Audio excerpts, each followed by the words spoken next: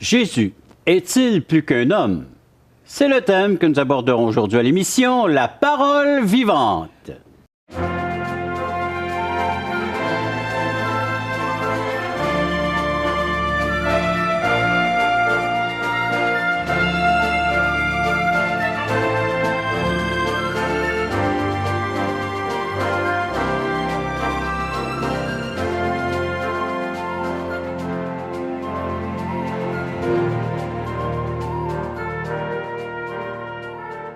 Bonjour, bienvenue à l'émission La Parole vivante. Ici le pasteur Jean Joly, en compagnie de mes acolytes. Bonjour Timothée. Bonjour Réjean. Bonjour David. Salut Réjean. Puis ça rentre le métier après quelques émissions? Tranquillement, mais tu fais un bon travail pour nous encadrer. Bien, oui, merci beaucoup. Mais un travail d'équipe, on a une belle équipe qui nous entoure. Les gens ne les voient pas, ces gens-là, mais consacrés, ils se donnent à ce travail, à cette tâche, à ce ministère, un appel de Dieu. Et je tiens à les remercier à nouveau pour tous ceux et celles qui sont là fidèlement après plus de 10 ans maintenant. On entame notre 11e année d'émission Parole vivante avec une nouvelle série qui a comme titre Jésus authentique. Oui. Et c'est vous qui avez eu à cœur de présenter ça à votre Église. Oui, absolument. Et puis maintenant à la télé, pourquoi pas faire bénéficier le plus grand nombre possible de gens. Oui. Et vous savez que nous, on est retransmis au Moyen-Orient et en Afrique via les satellites Suisse, Europe. Donc, il n'y a pas seulement l'Amérique du Nord qui vont bénéficier de vous, mais la francophonie. Oui, alors, c'est un peu de stress. Tant que le nom de Jésus est amené aux extrémités du monde, c'est qu'on s'en limite au français. Je ne suis pas obligé de parler chinois, je suis correct. Oui, c'est correct. Alors, nous, on va essayer de parler le français. C'est bon. On peut se corriger mutuellement si jamais vous entendez des erreurs. Donc, la grammaire, elle est là pour nous corriger, la grammaire. Hein? Alors, mais aujourd'hui, on va parler de Jésus-Christ qui est plus qu'un homme. Oui. Mais c'est la question qu'on se pose dans le thème, justement, de Jésus authentique. C'est une question que les gens peuvent se poser. Là. On a parlé de Jésus dans l'histoire. Est-ce qu'on peut se fier aux sources, par exemple, qui parlent de Jésus, qui est la Bible? Puis maintenant, on arrive quand même nécessairement à une autre question. Je peux peut-être croire que Jésus a été un personnage historique, ou je peux en venir à croire, OK, qu'est-ce que la Bible dit, du moins peut-être tout dépendamment de notre cheminement, on est prêt à croire en partie ou en totalité les évangiles.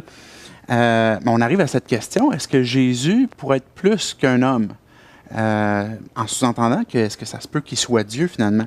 Dans notre culture populaire, on entend parler de Jésus. Là, dans notre monde contemporain, c'est peut-être des émissions que les gens écoutent ou non. Là, on peut parler des Simpsons, de Duck Dynasty, même RBO à l'époque. On a entendu parler de Jésus en bien et en mal, de toutes sortes d'émissions, même des T-shirts qui présentement sont très populaires aux États-Unis. Jesus is my homeboy. Et puis, fait que les gens vont porter ça, puis la pensée de Jésus, elle est très présente encore aujourd'hui. Et chez nos artistes, les chanteurs, et puis les peintres, les tableaux, comme on le mentionnait, mais il est présent. Oui. C'est ça. Et puis, donc, on va penser justement à ce personnage, et puis qu'on y croit ou qu'on y croit pas, on a entendu parler, on va peut-être avoir un T-shirt de Jésus. Puis même dans notre culture populaire, mettons qu'on sort du personnage de Jésus, on est prêt à accepter des films d'Hollywood qui vont nous parler d'Alexandre le Grand, de Pompéi qui a sorti en 2014. On peut parler de films par exemple, 300, le film 300 qui parle de Léonidas. Et puis tous ces films-là relatent peut-être à la façon hollywoodienne certains événements qui se sont passés même plusieurs années avant Jésus-Christ. Et on y croit, on le sait qu'ils ont existé. Alexandre le Grand, on ne remet pas en question son existence. C'est vrai. Mais Jésus, bien qu'il soit présent, on peut accepter son passage comme étant historique et se poser cette question légitime, finalement, de dire, est-ce qu'il est plus qu'un personnage historique? Est-ce qu'il est plus qu'Alexandre le Grand? Est-ce qu'il est plus que n'importe quel autre personnage? Parce que jusqu'à un certain point, je pense que le personnage de Jésus, il est relativement rassembleur. Je veux dire, Jésus, il est gentil. Jésus a prononcé des discours inspirants. Jésus, l'homme, n'est pas si controversé que ça, il me semble. En tout cas, effectivement, si on pense que Jésus est un bon gars, c'est ça. On va l'accepter et puis on va accepter d'avoir une certaine identification à lui. Surtout les bonnes paroles d'encouragement. En fait. Et les gens ne savent même pas qu'ils sont en train de citer des paroles de Jésus la plupart du temps. Mais aimez-vous les uns les autres ou bien faites du bien. La plupart des gens sont d'accord avec ces idées-là. Oui. Oui. Mais est-ce que Jésus est plus qu'un bon gars? Ça. Donc là, il y a la question, et puis je trouve qu'il y a plusieurs témoignages qui sont importants à considérer. Par exemple, un historien, Flavius Joseph, disait Jésus, qui était un homme sage, si toutefois on doit le considérer comme un homme, tant ses œuvres étaient admirables. Des chefs de notre nation l'ayant accusé devant Pilate, celui-ci le fit crucifier. Il leur apparut vivant et ressuscité le 3e jour. Cet historien de l'époque de Jésus vient témoigner à travers une source extérieure à la Bible pour parler de Jésus en disant peut-être même qu'on devrait le considérer comme étant plus qu'un homme. On a les témoignages des conciles aussi. Plusieurs conciles ont eu lieu, par exemple, en 325. Ça, c'est les bolets de la religion. Là, bon, c'est ça, les grands hommes qui se rencontraient pour discuter. Les grands religieux. C'est ça, mais qui, quand même, ces conciles-là étaient très tôt à l'époque du passage de Jésus. Et le concile de Chalcédoine, en 451, a dit « Nous déclarons d'une voix unanime que l'on doit confesser un seul et même Jésus-Christ, notre Seigneur, le même parfait dans la divinité, est parfait dans l'humanité, vraiment Dieu et vraiment homme. » Ce témoignage, qui se trouve être quand même très tôt après le passage de Jésus, peut être bien à considérer. Donc, il y a les témoignages des généalogies aussi qu'on pourrait tenir en compte, témoignages des premiers témoins oculaires. Thomas, ouais. Viens Thomas, là, viens toucher mes mains. Et puis, quand que Thomas a vu ça, ben, il a proclamé « Mon Seigneur et mon Dieu ». Ouais. Donc, cette question-là qu'on se pose aujourd'hui, c'est est-ce qu'on peut considérer que Jésus est plus qu'un bon gars, qui est peut-être Dieu? Mais ce cher Thomas, appelé l'incrédule, encore aujourd'hui, on va le citer pour décrire un Thomas incrédule. Qui doute, et ceux qui doutent. Et il y a eu des preuves flagrantes, là, lui a touché. Ouais. Alors, est-ce qu'il y aurait d'autres preuves qu'on pourrait rajouter dans le cadre de cette émission? C'est ce que nous verrons après cette pause, chers amis.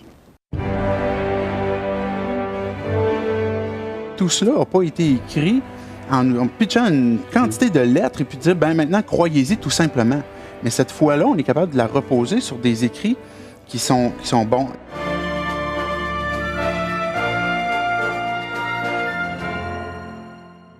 Assistez à un merveilleux déjeuner de l'espoir dans votre région. Un invité vous racontera comment Dieu a transformé sa vie et comment son cœur, souffrant, a trouvé une joie indicible en développant une relation personnelle et intime avec Dieu et son Fils Jésus-Christ. Des églises locales organisent de tels déjeuners dans plusieurs régions du Québec. Découvrez où et quand vous pouvez assister à un déjeuner de l'espoir dans votre région en visitant le site espoir.ca et en cliquant sur l'onglet « Déjeuner ».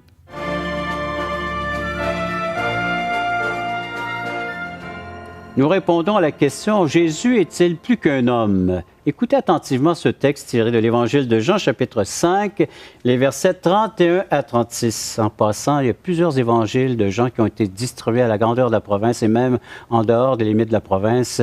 Mettez la main sur ce petit fascicule, la parole de Dieu, c'est une source d'inspiration venant du Dieu lui-même, un message unique pour vous.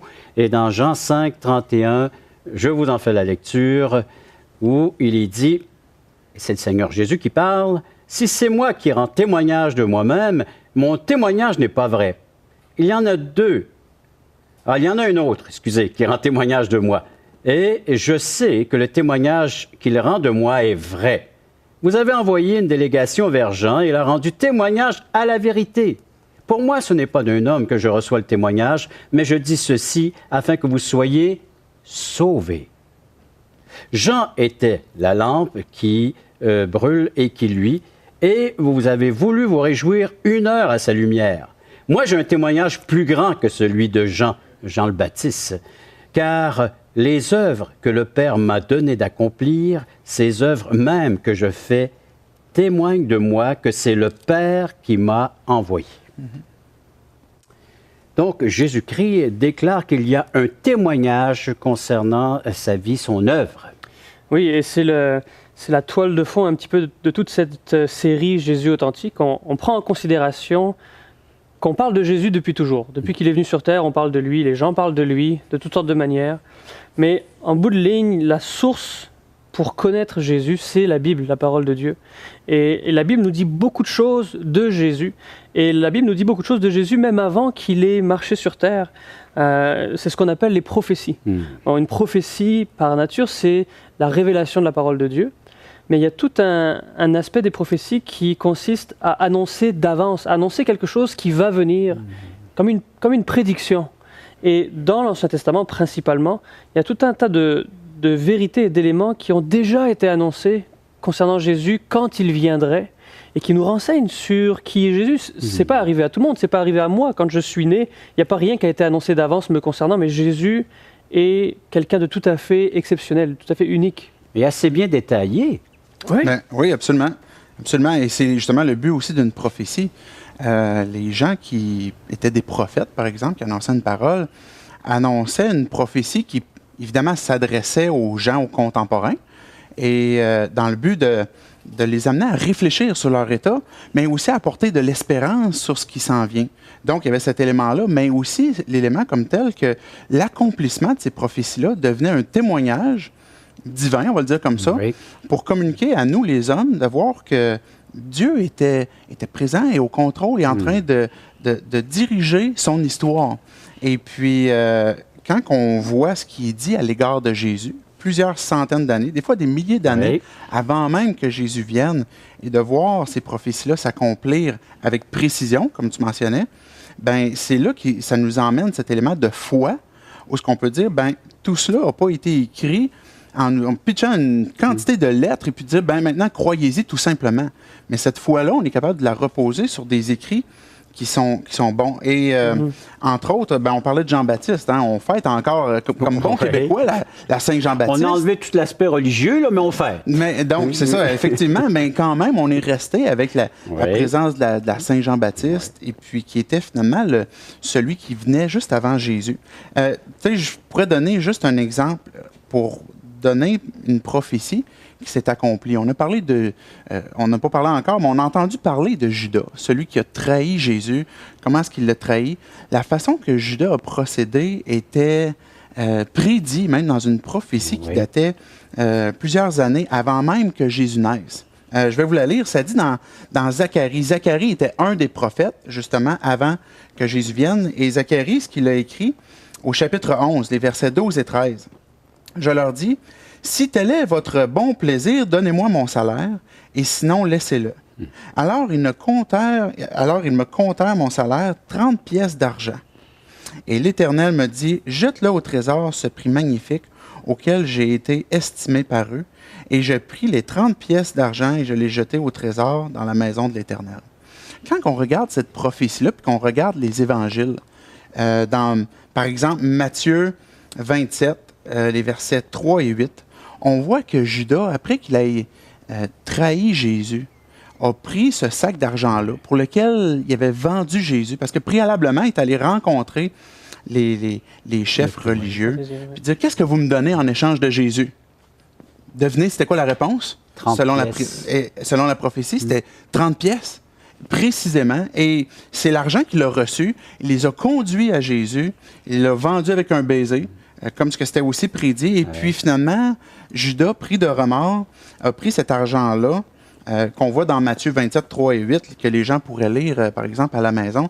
Et avec son remords, est retourné, finalement, au temple, à la maison de l'Éternel, a lancé ses 30 pièces d'argent, et puis s'en est débarrassé. Donc, précisément comme ce que la prophétie de Zacharie l'avait dit, ça s'est accompli. Maintenant, ça, qu'est-ce que Jésus aurait pu contrôler là-dedans? Parce que maintenant, on pourrait se dire, ouais, mais tout à coup, Jésus a manigancé pour faire adonner ces prophéties-là. Intéressant, ça, David. Donc, mais il y a des prophéties qui sont au-delà de la capacité d'intervention qu'un homme pourrait contrôler. Entre autres, de se faire vendre par un de ses proches pour 30 pièces d'argent, que cette personne-là serait prise de remords, l'a jetée. Donc, il y a plusieurs prophéties comme ça qui nous emmènent, à travers la Bible, à réfléchir à cette question, est-ce que Jésus est plus qu'un homme? Et je crois qu'elle nous emmène des réponses, à savoir que Jésus, ce qu'il est dit de lui, nous montre qu'il est Dieu, que Jésus est plus qu'un homme. Et il en est ainsi avec sa naissance, son lieu de nativité, sa mort. C'est étonnant de voir que la crucifixion n'était pas connue dans l'Ancien Testament. L'histoire nous dit que c'est les Romains qui cette peine de mort-là, qui nous ont emmené cette peine de mort-là. Et pourtant, elle est décrite dans un psaume, psaume 22, puis Isaïe 53, avec tellement de détails, alors que les gens n'ont jamais pu assister encore à ce genre de décès. Et pourtant, ça nous est rapporté. Oui, que de choses, que de découvertes en lisant les Écritures concernant la personne de Jésus-Christ. Vous aimeriez certainement, vous aussi, faire vos recherches, ou faire vos propres découvertes et convictions.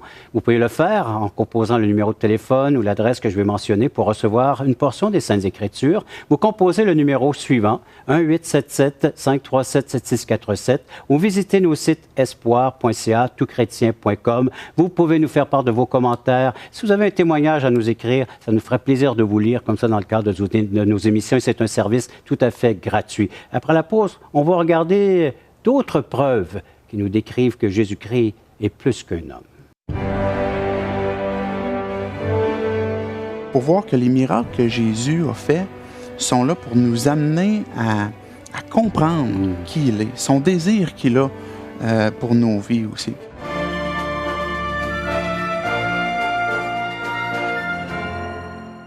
Voulez-vous combler le vide dans votre âme?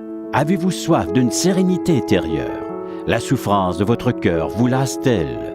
Appelez dès maintenant pour recevoir gratuitement un évangile de Jean pour connaître l'amour de Dieu, un Nouveau Testament pour trouver des réponses à plusieurs de vos questions, le livre Destination finale pour comprendre la nécessité du salut et finalement la Bible et le salut qui nous explique comment recevoir Jésus. Contactez-nous à espoir.ca ou composez 1-877-l'Espoir.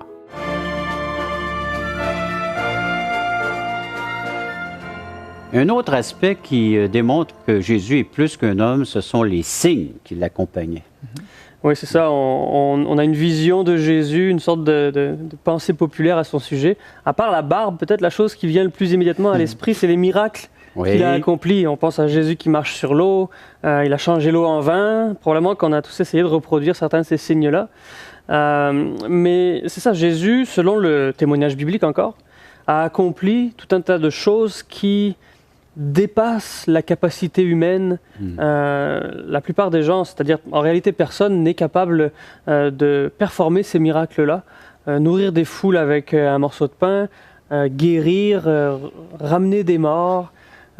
Jésus a accompli beaucoup de ces miracles qui ne servaient pas nécessairement à susciter l'admiration des gens, mais qui enseignaient quelque chose. Il voulait transmettre des vérités aussi à travers le bien qu'il faisait, parce que les miracles qu'il a faits étaient pour faire du bien aux gens. Oui. Et il y avait ce désir-là absolument de faire du bien, prendre soin des gens, nourrir des foules. Il guérissait beaucoup de malades et puis il en avait réellement compassion. Ce que les évangiles disent, Jésus était souvent pris dans ses tripes de compassion pour les gens.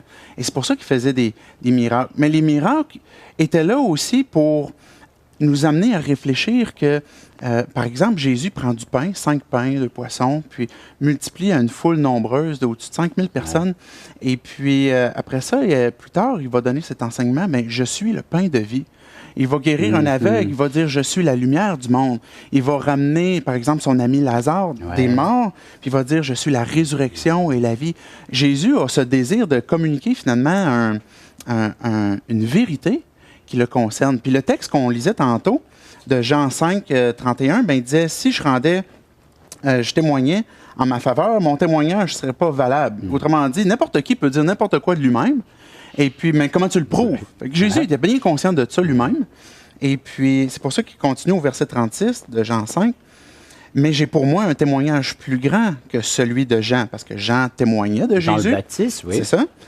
Les œuvres que je fais, celles-là même que le Père m'a donné à accomplir, parlent en ma faveur et montrent que le Père m'a envoyé. Les gens suivaient Jésus. Les gens avaient faim et soif de ce qu'il faisait, puis de comprendre aussi, des fois, le pourquoi est-ce qu'il le faisait. Beaucoup de gens croyaient en lui. Le Talmud. Le Talmud est, juste pour faire comprendre aux gens c'est quoi, c'est important de comprendre que le Talmud est lui-même hostile à l'égard de Jésus. Ça veut dire que c'est un écrit juif qui n'a pas considéré que Jésus est le Messie. Et ce Talmud-là, qui est ce composé de la Mishnah, un recueil de lois, de traditions juives, etc., dit de Jésus qu'il était transgresseur de la loi parce qu'il pratiquait la magie, faisant fi des sentences des sages. Donc, le Talmud disait, Jésus il faisait des choses, puis eux, ce qu'ils attribuaient de la magie, et Jésus attribuant ça à les œuvres de son Père. Mais le Talmud dit aussi que ses disciples guérissent les malades en son nom. Donc, même ce témoignage-là du Talmud, vous pouvez dire, mais les disciples de Jésus guérissaient d'autres malades au nom de Jésus. C'est les miracles que Jésus faisait. Tantôt, on parlait de prophétie ou de miracles qui sont là pour nous amener, nous, aujourd'hui, contemporains, en 2014, à regarder avec confiance ces textes-là qui sont crédibles, qu'on a parlé l'autre fois, pour voir que les miracles que Jésus a faits sont là pour nous amener à comprendre qui il est, son désir qu'il a pour nos vies aussi. Oui, parce qu'il y a bien des gens dans l'histoire qui ont proclamé être ci, être ça. Ouais. Beaucoup de gens ont dit être Jésus ou être Dieu, être une forme d'homme exceptionnel, mais après le discours, il faut que ce soit appuyé par des faits, il faut que ce soit confirmé. Jésus a laissé une quantité d'occasions aux gens de voir. C'est pas juste un discours, c'est pas juste une prétention, mais il y a un fond, il y a une vérité à ce qu'il avançait de lui-même. Un jour, à un moment donné, il y avait des amis d'un homme qui était paralysé. Puis ces amis-là ont décidé de l'approcher auprès de Jésus. Puis il y avait une grande foule. Ils ont décidé de le descendre par le toit de la maison. C'est ce que les évangiles nous racontent. Pas entrer par la porte. Il y a trop de monde dans la maison. Ils descendent cet homme-là paralysé et Jésus le voit. Et puis Jésus lui dit, sa première phrase, c'est « Tes péchés te sont pardonnés ». Parce qu'il a vu sa foi, il a vu la foi de ses amis, puis il a dit « Tes péchés te sont pardonnés ». Mais les gens qui étaient dans la maison, des chefs religieux, ont dit « Mais il se prend pour qui? C'est qui ce gars-là qui prétend pouvoir pardonner les péchés de cet homme-là? » Parce que seulement Dieu peut faire ça. Et voilà. Mais même les chefs religieux lui ont reproché C'est ça. de dire Dieu seul a le pouvoir de pardonner les péchés. Et Jésus, je crois que c'était planifié pour lui que de dire que tes péchés te soient pardonnés pour susciter, à la limite, la controverse dans le cœur des gens et puis leur poser la question à ces gens-là, qu'est-ce qui est le plus facile à dire? Tes péchés sont pardonnés ou dire à un homme qui est paralysé, lève-toi, marche, puis retourne chez toi. Puis il a dit, afin que vous sachiez que le Fils de l'homme a le pouvoir de pardonner les péchés. Il a dit au paralytique, lève-toi et marche. C'est ce que cet homme-là a fait. Oui, et dire qu'aujourd'hui encore, nous pouvons bénéficier. Un fait à remarquer, c'est que Jésus s'est soumis à la volonté de son Père. Et une soumission, une obéissance remarquable. Imaginez cet homme-là qui dit que la volonté du Père, c'est ce qu'il est venu accomplir, et nous le voyons à travers la promesse de Genèse chapitre 3, où Dieu dit que c'est une intervention divine qui va libérer la race humaine de sa déchéance dans l'état dans lequel elle se trouve. Et puis l'accomplissement de la promesse, les prophéties qui arrivent, la réalisation de ces prophéties dont le Seigneur est au courant de tout, mais il n'a rien fait, il a tout laissé ces choses-là s'accomplir telles quelles. Par cette soumission à la volonté du Père et les signes qui l'accompagnaient. Et nous, on s'arrête beaucoup trop aux signes, alors qu'on devrait aller plus loin et voir l'enseignement qui fait ressortir la personne de Jésus-Christ, son pouvoir issu du Père. Donc, on devrait voir au-delà des signes et surtout contempler un homme. Donc, on verra comme conclusion que c'est plus qu'un homme. Vous aussi, vous pouvez conclure, dire c'est de la folie tout ça, c'est de la foutaise même peut-être, ou dire, voyons, c'est un paquet de mensonges, ou c'est vrai.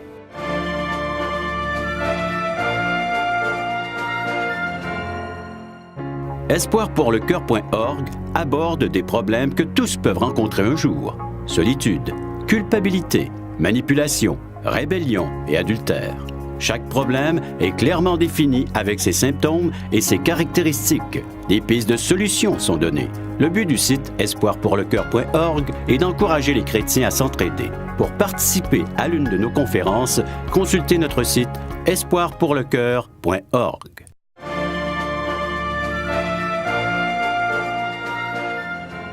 Conclusion, Jésus est plus qu'un homme. Oui, et puis on n'a pas simplement tenté de lui imposer à une divinité, mais Jésus a dit être le Fils de Dieu, être Dieu. Il a laissé les gens l'adorer et il a agi, comme on a vu tout à l'heure, en faisant des choses que seul Dieu peut accomplir, pas juste un simple homme. Mais face à une déclaration comme celle-là, un auteur célèbre, C.S. Lewis, a dit on peut juste réagir de trois manières différentes. Soit on estime que Jésus était fou. On a eu beaucoup de fous qui ont prétendu beaucoup de choses dans l'histoire. Soit il était menteur, ou soit il disait vrai. Alors, s'il était fou, il faut prendre quand même en considération l'impact qu'il a eu dans l'histoire. On en a parlé, les gens qui l'ont suivi, la transformation des vies des apôtres qui sont passés de prêts à mourir pour cet homme. Soit il était menteur. Alors, on ne peut pas juste dire « Ah, Jésus, c'est un bon gars », comme on a dit tout à l'heure. Si c'est un menteur, c'est plus tellement un bon gars. Ouais. Et puis, il y a aussi quand même tous ces témoignages à prendre en considération, où enfin, arriver à la conclusion de dire il avait raison, il a dit vrai, Jésus est effectivement Dieu. Et c'est peut-être le raisonnement qu'un des deux larrons avait à côté de Jésus. Hein? On dit le bon et le mauvais larron. Finalement, c'était des malfaiteurs. Là. On ne sait pas ce qu'ils ont fait. C'était suffisamment pour qu'il soit crucifié. Criminel, voilà. Alors, c'est ça. Et puis, mais un de ces criminels-là s'est tourné vers Jésus. Puis la raison pour laquelle Jésus a été crucifié, parce qu'il ne trouvait rien contre lui. Les Juifs l'ont entendu dire, je suis Dieu. Ils l'ont entendu Jésus se proclamer comme étant le roi. Donc, quand ce larron-là regarde Jésus, peut-être qu'il a vu cet écriteau au-dessus de la tête de Jésus, roi des Juifs. Et puis, ça l'a amené à réfléchir. Est-ce que Jésus est plus qu'un homme? Et on voit comment est-ce que cet homme-là s'est tourné vers lui. Lui qui l'insultait au tout début, à la fin, il s'est dit « Souviens-toi de moi quand tu vas revenir dans ton paradis. » Puis Jésus lui a dit « Aujourd'hui même, tu seras avec moi dans le paradis. » Vous aussi, vous pouvez conclure, dire c'est de la folie tout ça, c'est de la foutaise même peut-être, ou dire voyons, c'est un paquet de mensonges, ou c'est vrai. C'est vrai. Et d'accepter, tout comme ce brigand à la croix, ce criminel, a accepté une chose, qu'il est un criminel, qu'il avait besoin d'être pardonné. Et Jésus-Christ a encore manifesté son plein pouvoir, il lui a pardonné ses fautes, ce qu'il avait fait à l'égard de la loi, pour lui entrer maintenant, lui donner une entrée au paradis, dans le royaume de Dieu, dans la présence du Père. Une assurance qu'il est en règle avec Dieu, le Dieu saint, le Dieu juste. Seul Jésus-Christ a ce pouvoir encore de le faire et vous pouvez en bénéficier. À vous de faire le bon choix par excellence. Et le choix, c'est de croire que cela est vrai, ces faits sont véridiques et que vous pouvez bénéficier de l'œuvre de Jésus-Christ maintenant dans votre vie. Merci encore de votre participation à l'émission. On vous revoit à la prochaine. Et merci d'avoir été à l'écoute de cette autre émission de La Parole vivante.